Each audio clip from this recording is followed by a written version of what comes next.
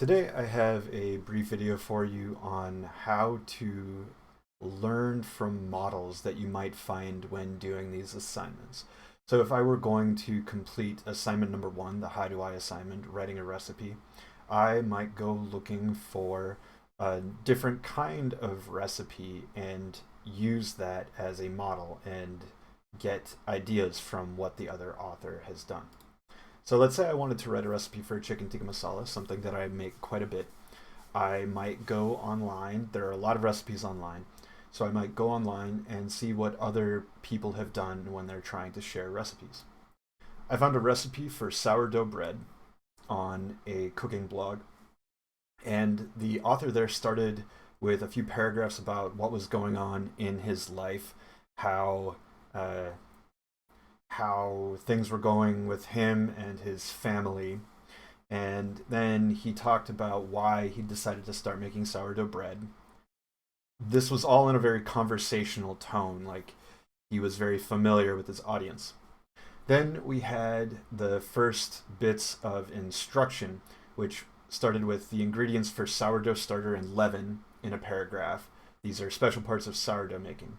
And then there was a recipe for the instructions for how to actually make the sourdough and leaven in another paragraph. And this was still in a pretty conversational tone. Then after all of that, we have a bullet point list of the tools that you will need to make the bread, a bullet point list of ingredients and measurements for the bread, and then a bullet point list of instructions for the bread, like what you have to do, when you have to do it, how long to wait, things like that. So I can look at this and learn a few things about the author's intended audience and purpose and think about how or whether those apply to what I'm doing. So this author started out with a narrative about their own life, talked about why they were making sourdough bread. So this tells me that their audience is probably some people who know who the author is, who follow their cooking blog, and are interested in hearing about their family and about their life and what's going on with them. Or maybe it's just people who are looking for a story, maybe the person's parents or family members, something like that. And talking about why he's making sourdough bread right now, well, maybe this helps people who don't really know what sourdough bread is and or know what it is like, what it tastes like, why one might want it. That paragraph about sourdough bread would help with for them.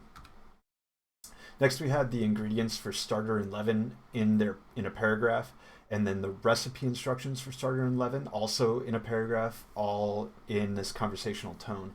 So I was wondering why this was different from the rest of the recipe, and I figured that it was probably because these are things you need to do ahead of time. The starter needs to be made pretty well ahead of time, and the leaven needs to be done at least the night before. Um, the day that you want to make the bread. So that might be some reasons. Also because our author might think that these need a little more explanation than the rest of the recipe, which is basically straightforward if you followed a recipe before. Then we had the bullet point lists of all these things, and I liked the bullet point lists for the tools and ingredients, but I thought that numbers would probably work better for the recipe instructions. I know that if I have a set of things that should be completed in a particular order, I like having numbers there so that I can say, okay, I'm done with 4, moving on to 5, and that helps me cement in my mind that I've completed one thing and I'm moving on to the next.